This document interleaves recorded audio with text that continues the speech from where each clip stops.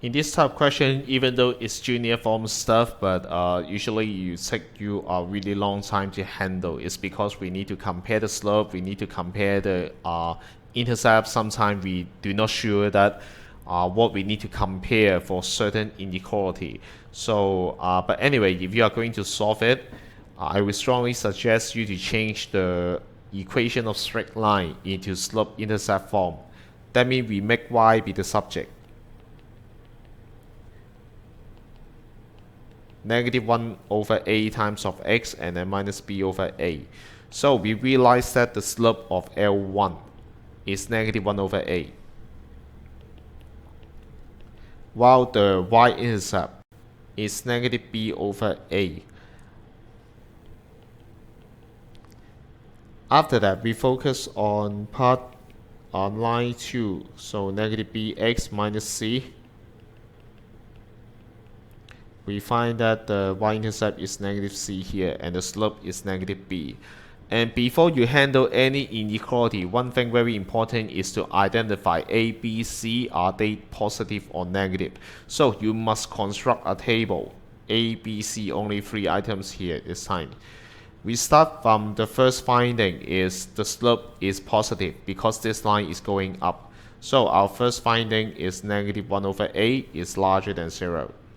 Which means 1 over a itself is more than 0. That means a is negative value. We focus on b now. B is referred to this slope, L2 slope. So we find that this is downward sloping. Then we know negative b, the slope should be negative values, which means b itself is positive.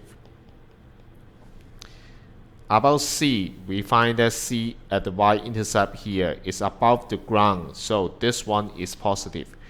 Therefore, our final conclusion is negative c is larger than 0, which means c itself is negative value.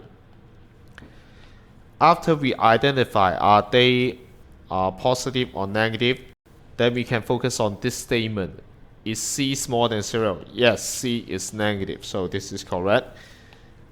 A times b is more than 1, so we may think about it. A is negative times some positive, so ab is more than 0. Of course, it's more than 1 also, so this is also correct.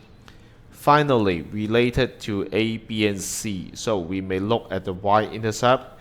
We find out that c is higher, so negative c should larger than negative b over a. This y-intercept is larger than this.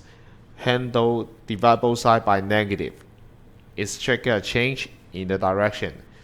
And finally, what I want is both sides times a because I don't want a fraction.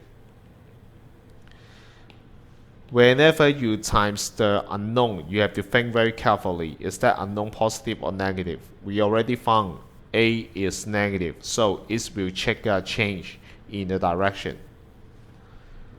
Therefore, we have the conclusion AC should larger than B, which is not the same as the statement here. So only 1 and 2 is correct.